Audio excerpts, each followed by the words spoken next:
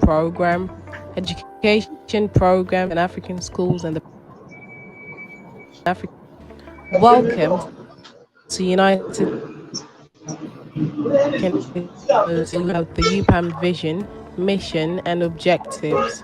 You'll also learn about the UPAM integration program, education program, Pan-African schools, and the Pan-African Club, manufacturing and agricultural Al WNN Wakandan News Network, the healthcare system, information and communication technology projects, free trade and e-commerce made in Africa, MIA, the humanitarian and emergency response team, UPAM Oath, and our goals, the UPAMist.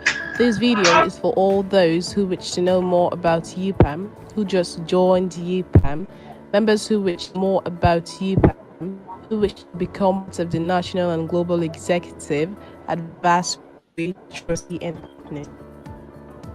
This movement is a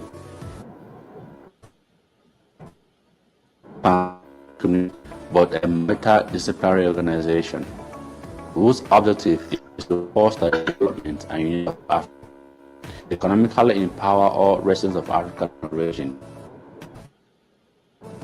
UPAM for the Council of all African states, which connect nations to transform and reach a point of true solidarity, political and economic independence. Furthermore, endeavor to promote security and stability within all African countries and to advocate for African people in the world. These principles accommodate a non-territorial policy by national and international operational structure that embraces a and unified ideology and policy for all African countries and people of African descent. UPAM in respect to their religious, ethnic, racial, and cultural diversity. UPAM intends to achieve its goals through the empowerment of African people in areas that has posed challenges to their existence and development, especially in food security, unemployment, climate change, environmental protection, and many more. UPAM integration plan is to bring together all traditional communities and religious leaders as well as the people. This will give a common ground where we can start solving our own challenges from root and to enable community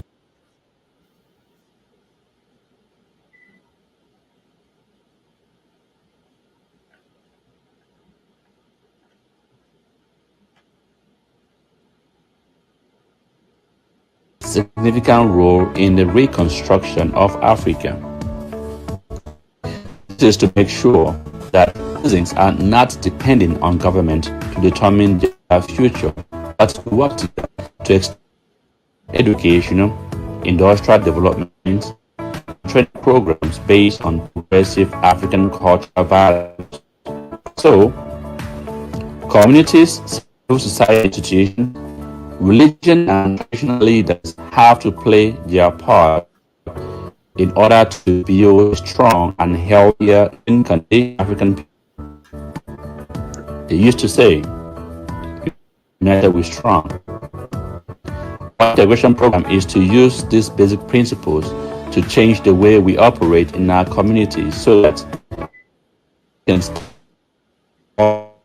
alternate and division, promote peace within the continent of Africa.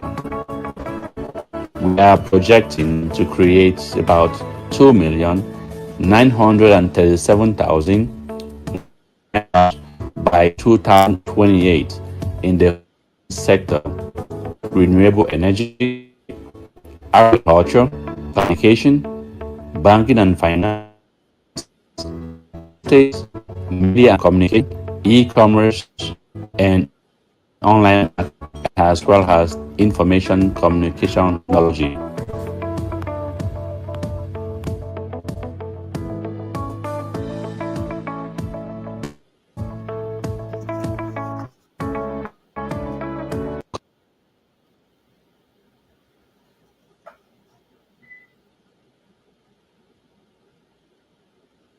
Ladies and gentlemen, dear viewers, people still wake up in Sudan today, crying and screaming.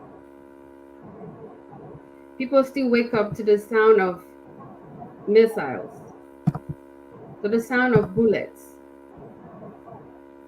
People watch missiles drop into their homes, and people watch their children scrambling and running for safety. How long is this going to go on in Sudan? Today, we are here to talk about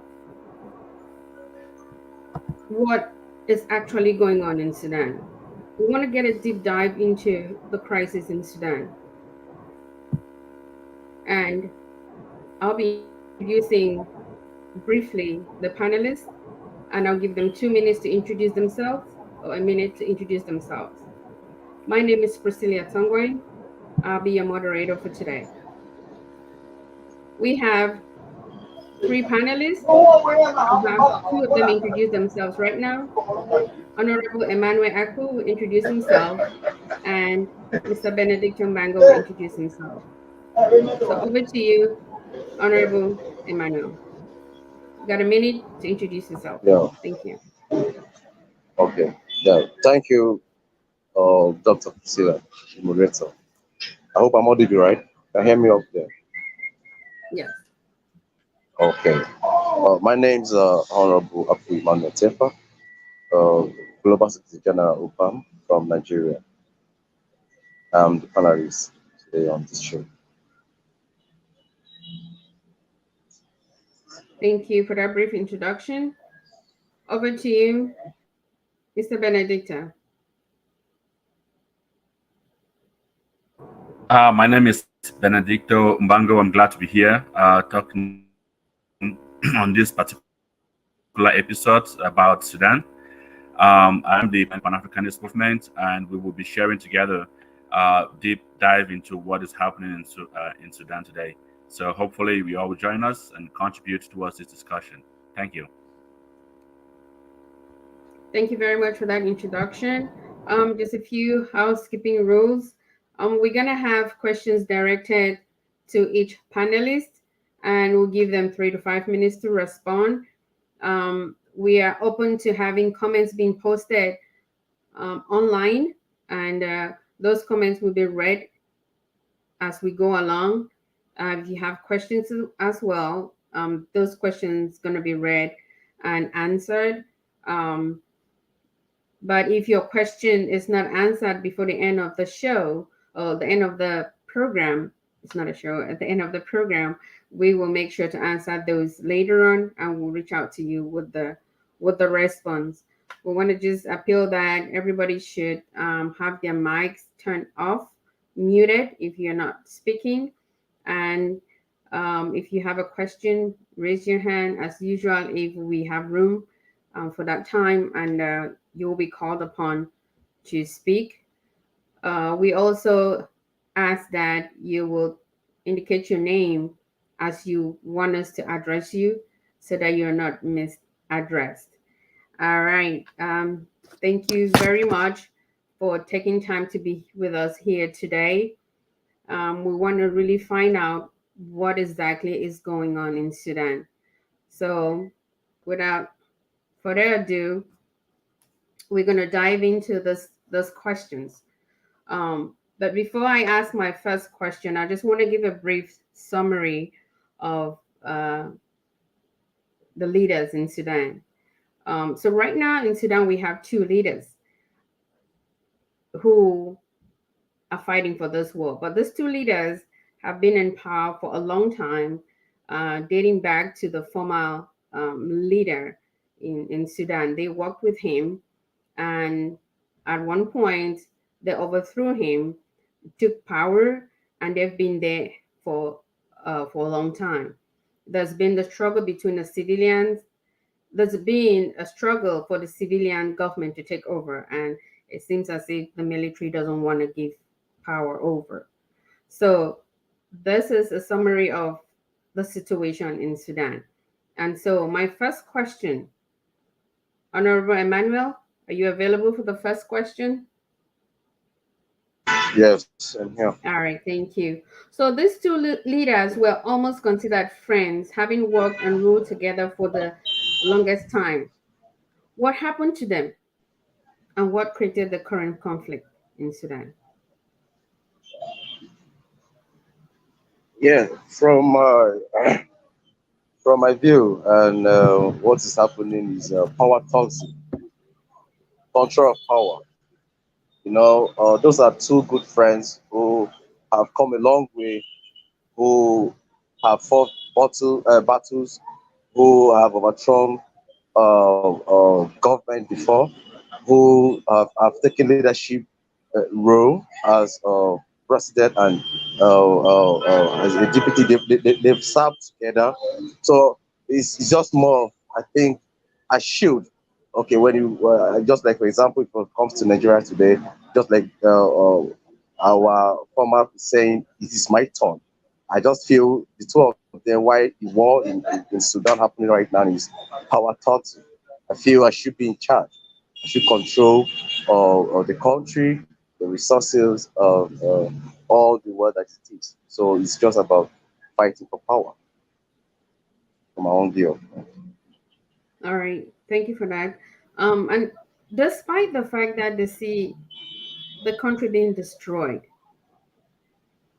people are dying in their numbers. And let me ask Yeah, this to Mr. Banger.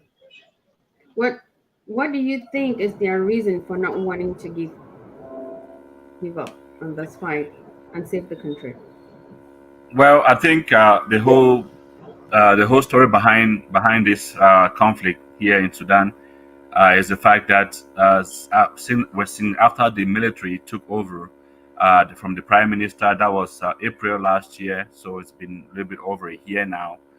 It took power from the prime minister of Sudan. They stay in power for some time, but it looks like early last year they started talking about they want to merge because these are two military forces. So you have the army, and then you also have the rapid intervention army. So the two armies operating in one country, and of course all the two generals feel like the same level. So the head of the army, the main army of Sudan, was asking the head of the rapid intervention army, so they can be able to come merge. They have to dissolve one of them. So the rapid was supposed to be the one dissolved because it was created for a purpose. So that they want that to dissolve, and they can choose to join the army if they want to, or if they want to stay as civilian, they can go as civilian because that one was created for a particular reason. So the army for the rapid intervention army did not agree to that. So, and they've been talking about it for some time, for months, and since they did not agree to it, so the main general, he decided now to go into war. So trying to stop them. So that's where the whole war started. So he was just trying to make sure that the rapid intervention army is being dissolved, so they don't function, because right now at a moment there were two different armies, and there were always conflict, there was always fighting going and around. So for the past 1 year, Sudan itself has not been very stable because of these two particular army. And the funny thing also is that the rapid intervention army actually have people from a lot of them from Chad, so they're not even Sudanese that are in that particular army. So we have, some of them that have been caught. You see them with ID. They're from Chad. So this is where the conflict is really hurting right now, because a lot of the people that are fighting for this particular general, they're not even Sudanese. They are foreigners. Well, thank you for that insight. So you're saying that Chadians are actually in support of this war? They are Chadians. So it just the whole thing about some of these conflicts in Africa, not just only what's happening in Sudan. If we also look into in the recent days where there were missionaries that were caught in Mali, and those people that were caught in Mali, they were actually from Ivory Coast. They were not Malians. They were Ivory Coast. So it's the same thing that's happening within Sudan. Not all, I mean, the general himself is a Sudanese, but part of his is they're all militias right now. Part of the militias now in Sudan, they are Sudanese. So some of them are Sudanese, some of them are Malians. Sorry, not Chadians. Sorry, some of them Okay. are Sudanese, some of them are Malians that are part of this militia group. And so that is the reason why the war, they don't want to stop, because in general, the people of Sudan themselves, they are very peaceful people, so they want to make the peace. But the other, I think, with the force of a general, and then those that are coming from Chad that are part of this militia group are the one fueling this particular war. Okay. All right. It's rather unfortunate that other African countries are going to be supporting a war that is actually destroying other Africans. I wish I, our I, I leaders. am I am not saying that the country is in support. I'm not saying that Chad is in support of the war. What I'm saying is that Chadians, you can recruit Yeah. people. Yes, they can be Okay. recruited without the knowledge of the ruler of the president or the leader of Chad. Okay. So it's just like recruitment. People recruit everywhere, anytime. Like I said, even the one that happened in Mali, of course, the Malian accused Ouattara for for sending these people out. But this was different, because the entire missionaries that came into Mali from Ivory Coast, they were all trained army. So actually, Ouattara himself was aware of send this particular missionaries into Mali. So, but this one, in the case of Sudan and Chad, I am not certain, because it's not fully reviewed. So it is because most of the people that have been caught, some of them that have been killed, they found them with Malians ID and passport and all these things. I see. Okay. That makes sense. I wish the governments knew that their citizens are actually, getting involved into this to kind of put a stop to that, which I don't know how they would do. But if our governments, our African governments, can actually, intervene in that, that would be really, really helpful.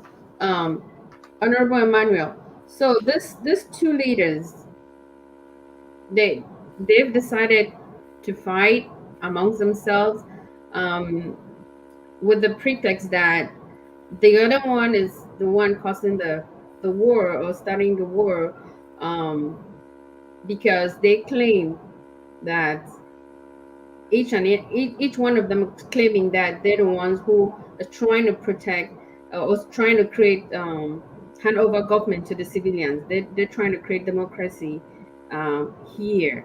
What is your take on that,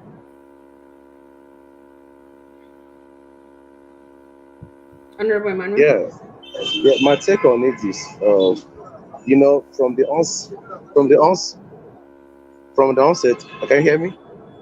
Yes, Can you hear me? My take on it is, are you hearing me? you're good. Are you hearing me? Okay.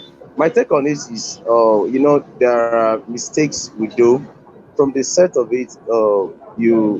When you accept a militia, as in insurgent, then when the government starts working with or an insurgent. When they first embrace them, give them, recognize them in the government, is wrong if you ask me. Just like, okay, I'm from Nigeria now.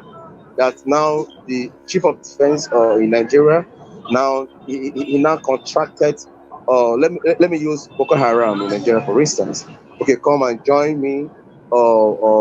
Let's fight a battle out of Nigeria that is coming. Then after we defeated that war, now the government recognizes and a paramilitary that is, so for them to work together for long and they've known each other. Everyone needs power, and the truth of it is a black man needs power, and he always feel that until he gets to the affirm of things and controls everything, then so if you can see they are ready to do anything. They don't care destroying the whole country.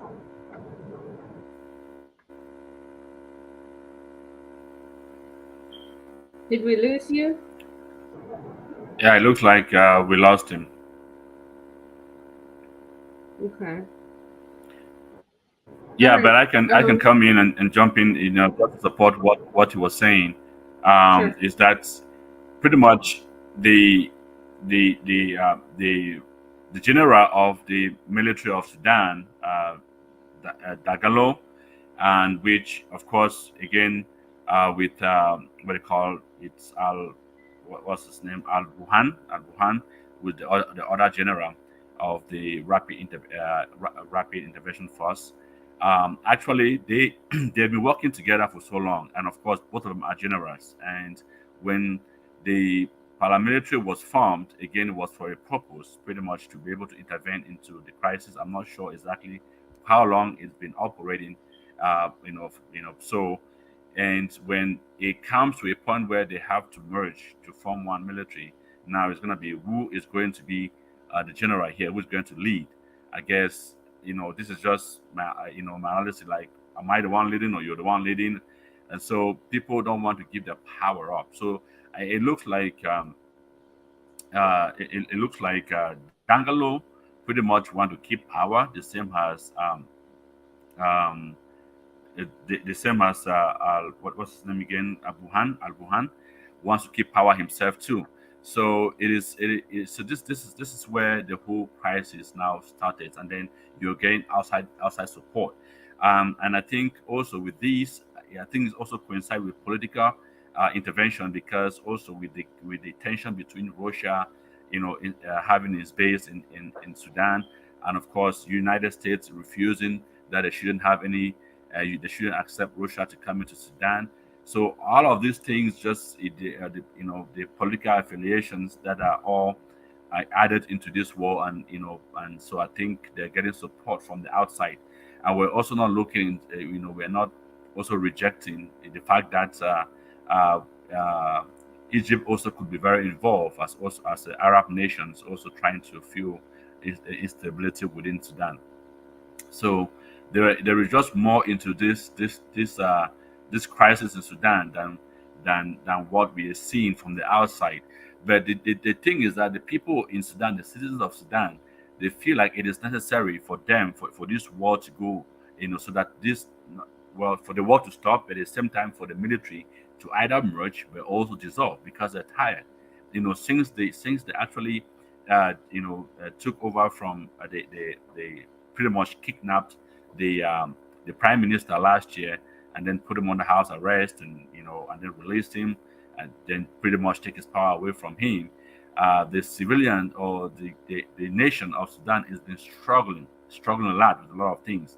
The crisis, the theft, the buggeries all the time in Sudan, because of instability. There's no security, and of course there's no rule, there's no leader, there's no law in Sudan at this time. Let me say that, because everybody just does whatever they wanna do, and they either get away with it, or but the whole, especially Khartoum, is it's been very unsafe since last year.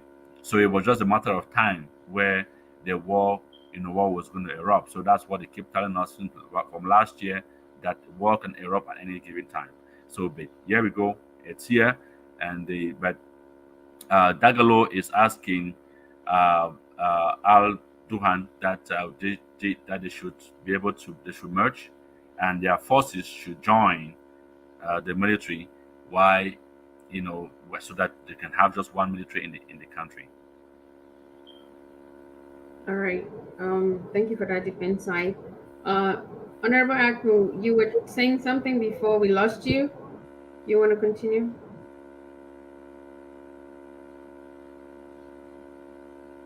It looks like he's having a lot of network challenges. Looks like it. Yeah, looks like a lot of our panelists today. We're still waiting on two having problems with connection. It's, it's not a very good day. Yeah, it's anyway. I was hoping to get one of the other panelists join, but seems to. All right, he's back. Can you hear me, Honorable? Yeah, I'm back. The network is just going up and down. I don't understand. It's tripping Okay. out. I'm back. Yeah. Yeah. There's a lot of issues with connections today. Yeah, before we lost you, you were saying something. You're giving your view, and I was wondering if you wanted to continue. Yeah, I was just saying, you see, when a government collaborates with, let me use the word insurgent, people they are more of, they are not trained properly in the government's time, but because you needed some extra power. Just for instance, in Nigeria here now, assume the president is having issue maybe with a neighboring country or somewhere, and he has to collaborate with Boko Haram here, terrorists or people who are carrying out illegal activities. Then you call them into their leader to, okay, come, let's join forces to fight. So this is what happened at the other general who is the commander of the militia people. So by the time you understand me, I want to test the power. That's just African mentality. So now what they are fighting is, I know your secret, I know how far we can go. I have known the strength of the military. The Sudan military now has exposed their strength and their activities in collaborating with the general, the commander of the militia to run things. So at the end, I feel I can even weigh a war on you, and I can treat you. So what is happening there is just power tossing, because the other guy is looking at, why won't I be in charge? And he has so much resources. He has built so much empires. He's interested in gold. Sudan has so much gold. So what even bring this war at this present time is the deal they just signed with Russia. So everybody wants to be in charge. You understand? Everybody wants to be in charge, and I feel it should be me. The So they question don't that even the question care that we to should be even even destroy the asking whole country, kill anybody. in was Just being in power is their desire, and that is what they want. So this is the mentality of our people here, and it's wrong. People are I dying, think people are homeless, people are starving, everything is being burnt down. some of the question we should be even be asking is, why was the prime minister of Sudan in the first place put under house arrest? Why was he arrested? Why was he taken out of power? It was a transitional government, right? So the whole thing, I think the whole story goes back to why this prime minister was taken out of power. So if we want to look, on this, Can you get your mic closer, Mr. Benedicto? Your mic? oh, you cannot hear me very well. Sorry about that. Yeah, you sounded far. Okay, is it better now? Yes. Thank you. Okay, sorry about that. Maybe I should be using a headset. But what I'm saying here is that um, the question should be asking is, why, in the first place, was the prime minister of Sudan taken out of power? Because the whole thing started from last year. But maybe before even he was arrested, before he was kidnapped or whatever, and put out under house arrest. there's something that's been ongoing, that's been boiling, that we don't know yet until now. We are speculating on different things, which it could be because of the previous ruler, the previous general that was ruling the country, and he wants to come back into power or something. So it looks like from what that you just want to keep military leadership in Sudan, and so one part is accepting that, another part is refusing it. So it is very difficult at this time to really tell what is really happening with Sudan. We could be speculating in different things here and there, but I believe that the beginning of this war, this conflict in Sudan now, goes way back from last year. That it triggered the arrest or the kidnap of the prime minister, and pretty much dissolving his government. So there is Okay. just more into it. That just so we need to do more research. We need to probably gonna be digging more into it to find out what happened prior. We should be going back, 1 year back, and be able to find out exactly what happened, before we can really tell exactly, pinpoint the problem. But what the Sudanese themselves, what they know now, is just that they feel like it is necessary for one of the military to succumb to the others. Pretty much the militia, one, the paramilitary, which is the rapid intervention stuff, should be dissolved, and they should have just one military in the country, because there's just too much conflict between both of them every single day, all the time. Yeah, and actually, we will not know the details. We will not get the real truth to this. Like you said, it's going to be coming out day after day. So many things, different information, going to be coming out for us to be able to get to the bottom of this. But as at now, there's speculation here, there's speculation here, what people are seeing, what people are hearing.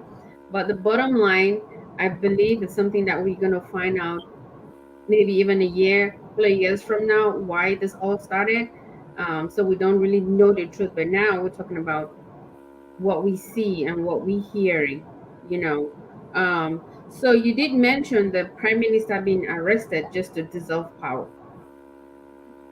Did I hear that right? Yes, yes. Okay. So Um, the prime minister of Sudan was a transitional government when the previous leadership was taken down. So they elected. He was an elected official to mm, lead the country until they have a normal election. So he was working through that to have a normal election, by a rule of a citizen in the country under the military. But then, all of a sudden, he just, he was kidnapped, pretty much disappeared, okay. and then I think there was a call, the call from international community like the United States. I don't know other countries that they really called, and then ended up they released him. Well, but they put him under house arrest. Then he made a statement. When he made a statement, he actually made a statement call for peace, but he resigned. So they actually made him to resign his position. So and then once after that, then all his government was dissolved. And just to make this a little bit clear, um, was he a civilian or was he It a was military? a prime minister, a civilian. He was a civilian. So Yes, it was that goes to elected. show us that this government doesn't want to hand over power to the civilian government, I would say this government, because when you talk about government, you're talking about the people, right? But when you talk the about, leaders. yeah, we talk about the military. Yes, of course, this is a defense force, right? So, but government's supposed to be the people, not the defense force, because if the defense forces are the government, then what are they defending now for? So, it becomes very tricky here, in the sense that you know uh, that yes, it looks like there are political affiliation, and then again, it is just a norm for African countries to be battling with a lot of coup d'état, within different nations as well. So I think most of the time the army just goes in, does its thing, and based on whatever that whatever motive they may have, and then decide to do it after that. So if we look at the situation, like again, Mali has the same, Burkina Faso has the same, and then we have Guinea Conakry has the same as well. So, but the situation of Mali and Burkina Faso, and as well as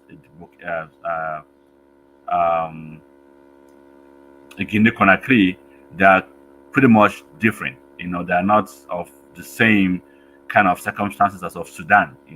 Because Sudan itself, this was a transitional government that were put there to fix. It's not like they have like it's not like they have stayed in power for so long that they now the military decide now to take over power just like it did from in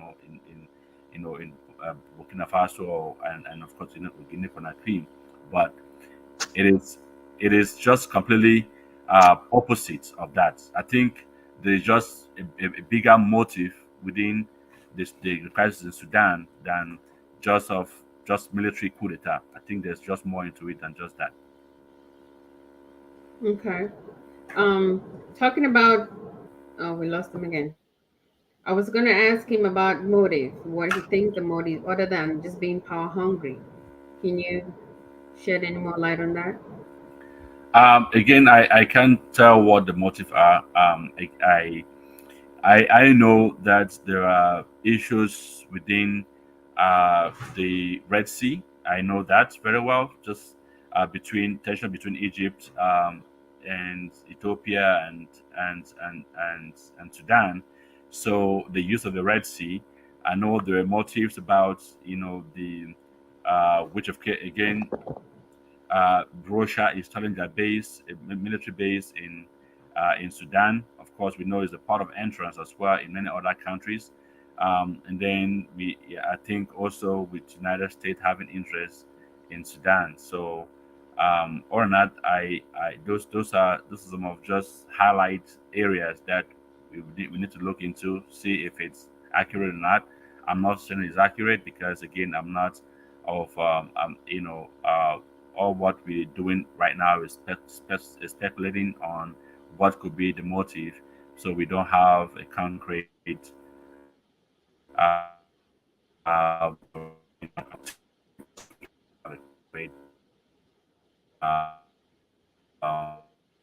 rest time.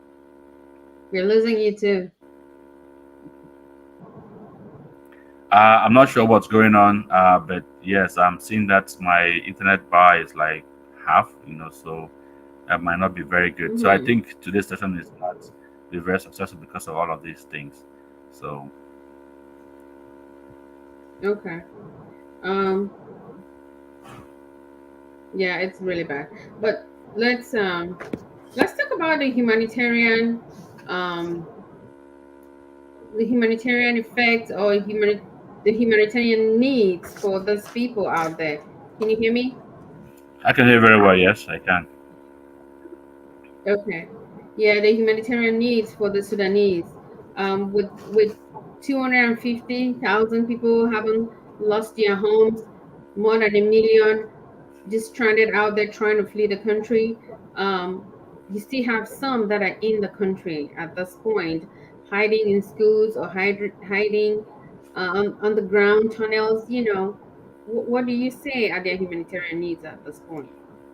Well, I know the crisis has been is extending to other states, but the most affected area is Khartoum, and they're not.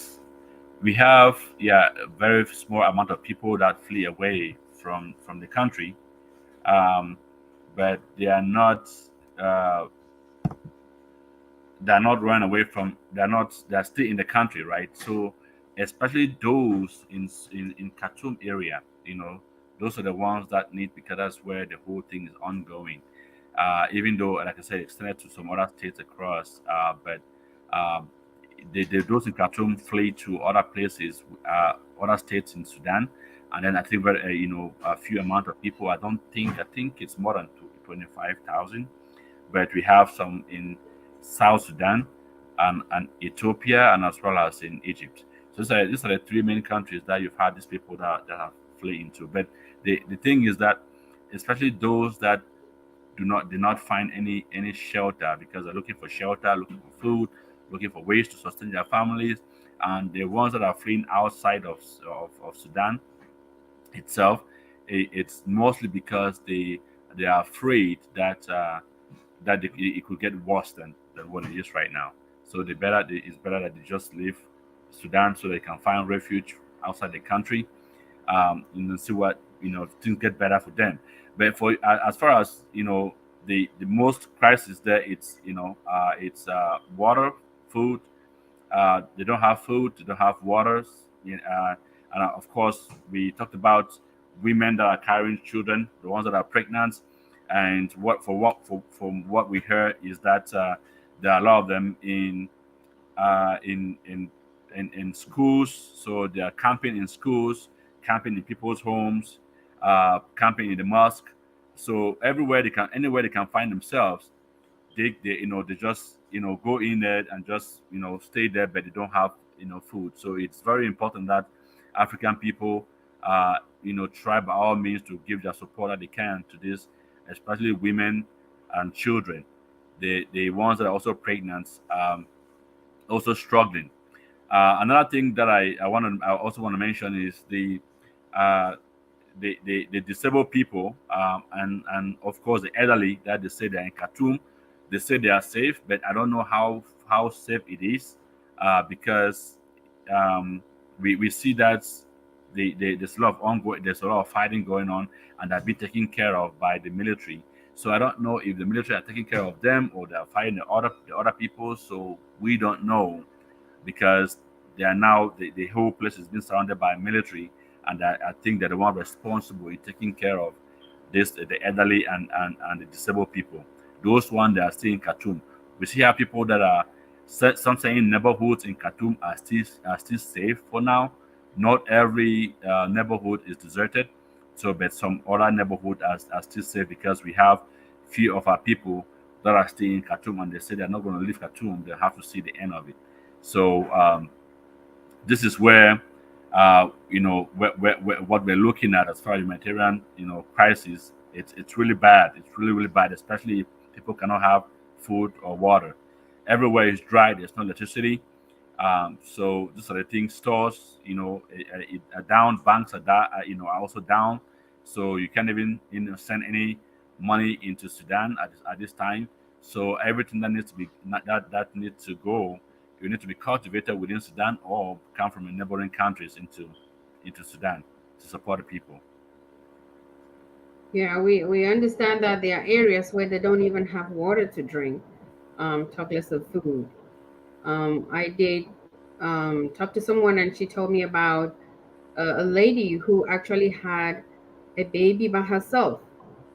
She had her baby by herself because everybody had run away from that area. She was pregnant, she was in a term. There was nobody to help her, so she had the baby by herself in the home. And when she had the baby, she tried to run away. So it is really bad out there, and we want to just um, throw it out here. If you're thinking of helping out in whatever way you want to help out, um, please reach out to us. And we're trying to work with some organizations in Sudan to see how we can help. So just reach out to us and tell us how you want to help, and we will direct you to the right through the right channel to be able to provide the help. Anything you want to say about that? Yes, so we do have Marif. Marif is the organization on the ground, and so far they've been supporting people around outside of Khartoum. They also send as far as the border between Sudan and South Sudan, because we have a lot of people camping in that area as well. They provide, or what we're providing right now is just food baskets. So we're ordering food baskets from Sudan. Sudan itself doesn't have enough food, as we all know. So South Sudan doesn't have enough food, but So we're taking away also the little that they do have from them, and to feed the hunger. So things are not just only very expensive, but it's become very unaffordable. So a lot of them can't even afford drinking water, and those are all basic stuff. So that some of them live just on bread, for the whole day. And again, the mom who is breastfeeding, need to eat, and some of them don't even they can't even find their parents. So little kids that are breastfeeding, they don't have milk. So we're trying to see what providing milk, other food stuff, and of non-perishable foods especially, and as well as pads for women, and also toiletries and simple pain medications, fever medications, and all these things. So these are all very little things that we can be able to provide just to for them to survive, at this time. So, but what we're looking into is to find a way where this war can stop, people can go back to their homes, and they can live their life again. It's very important. The whole thing is not about supporting the victims, but to be able to end the war. So we have to do everything that we can to stop what is going on in Sudan, because people's lives are all in danger. The citizens are all suffering. They're struggling every single day because of these things. All right. Um, Honorable Aku, I see you're back on. We were just discussing about the humanitarian support that can be given to these people, and actually what they're going through right now, the people of Sudan. Um, what is your take on that? What is your take on what is happening to these people, and what kind of humanitarian support you think can be given to them?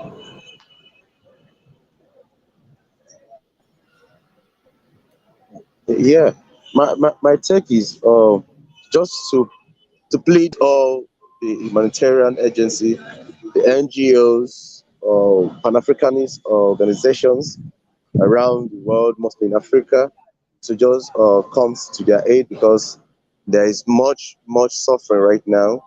We all understand what it means when a country or people are in a war zone. You actually, father, parents,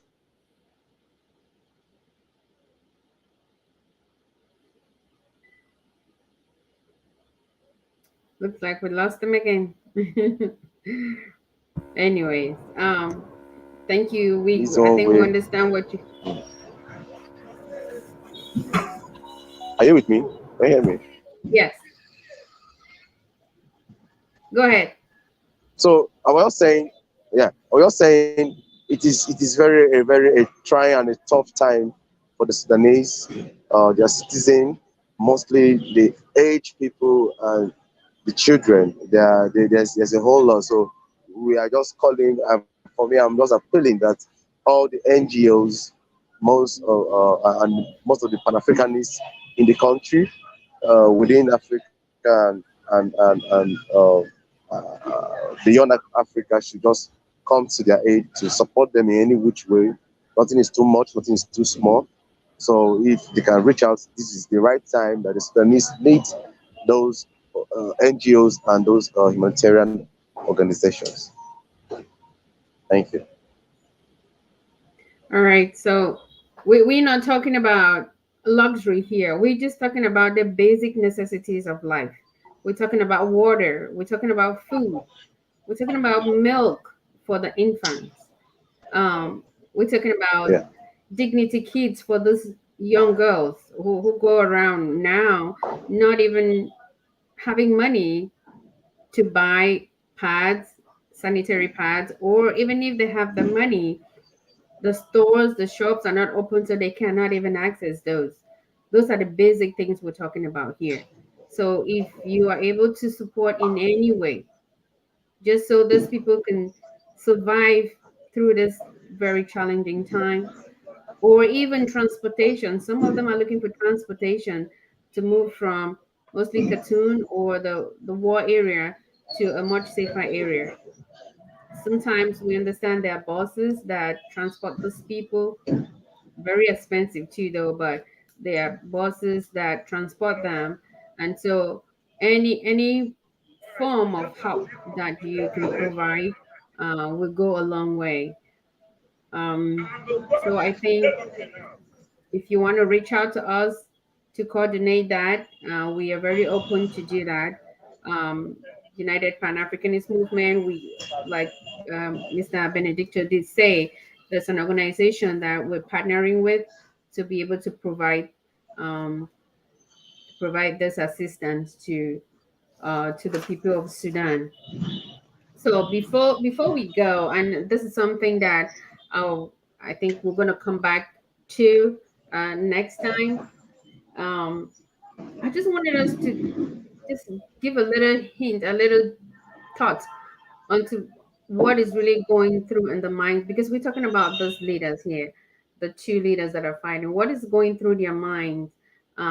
Yes, they want to stay in power, but why can they not just give this up and let those people be free? What are they afraid of? Because I think there's something they are afraid of. Are they afraid that they're going to lose freedom? Are they afraid that they're going to lose the hold on the economy? What is your take?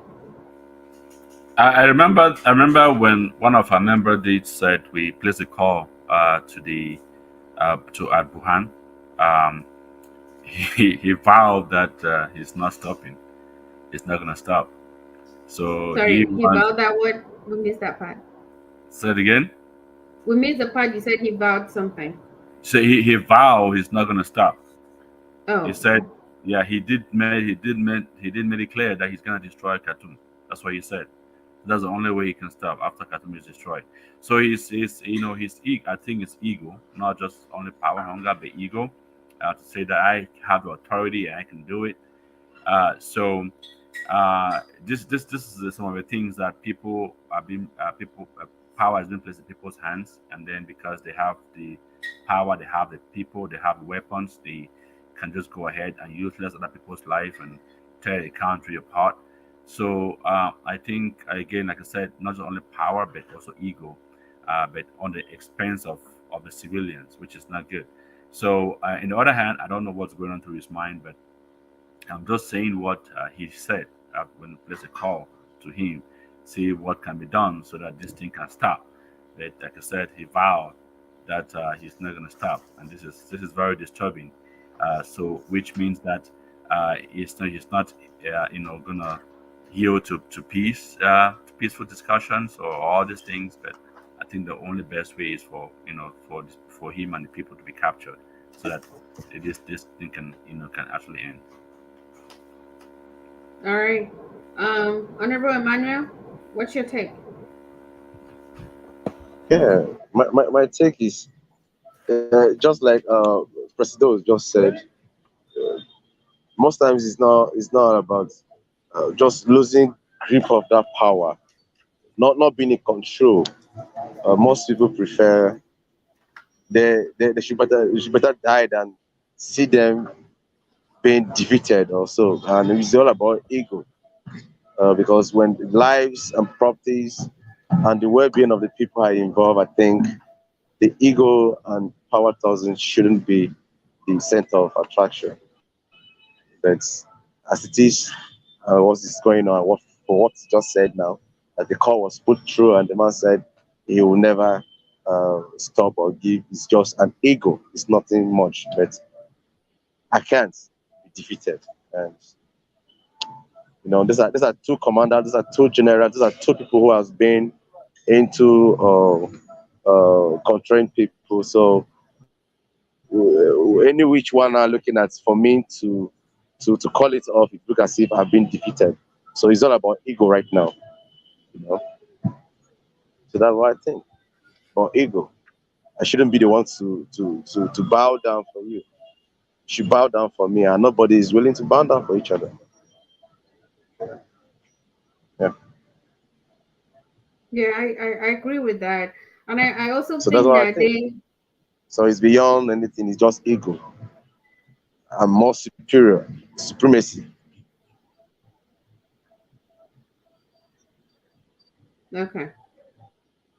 All right, thank you.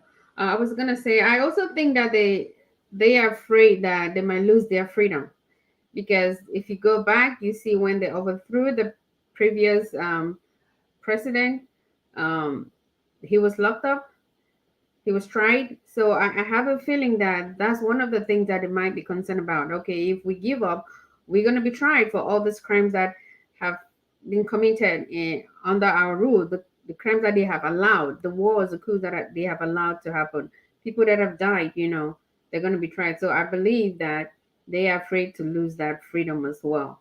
Um, Ladies and gentlemen, we have come to the end of this, but I'll give a couple of minutes to my panelists to say a final words.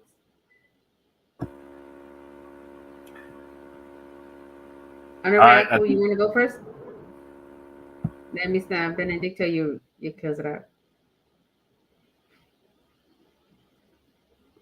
Final words, Honorable Aku. Can you hear me?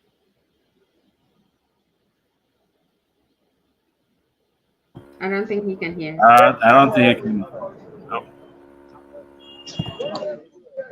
Oh, Okay. Yeah, let me go first. Yeah, for me, yeah. My final one is just a plea. We're asking. Yeah, I can hear you. Can you hear me? Can you hear me? Yes. Can you hear me now? Can you hear me now? Am I audible now? Can you hear me now? Yes, you are. You are audible. Then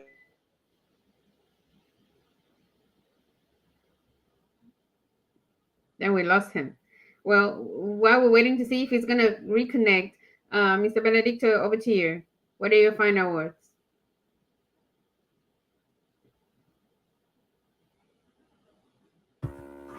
yeah, my final word would be actually to say, can you hear me?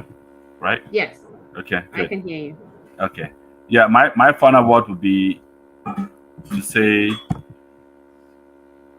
we are all African people, and our brothers and sisters in Sudan are hurting. Um, and I know that as people of integrity, we can do better.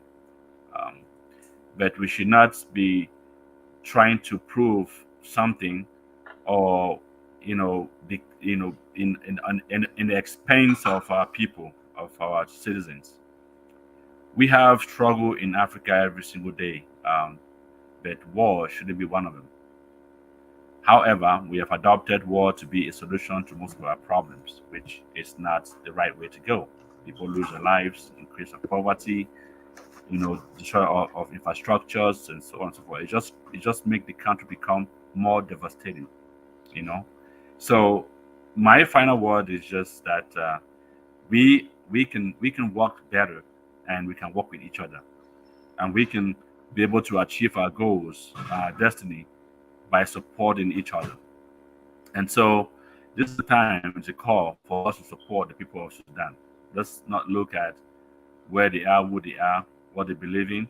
They just look at that they are not just they are human beings, but at the same time they are also Africans. So it's a call for us to come back and give them support that they need, that they want, that is supposed to have, so that they can be able to survive this particular war that's ongoing.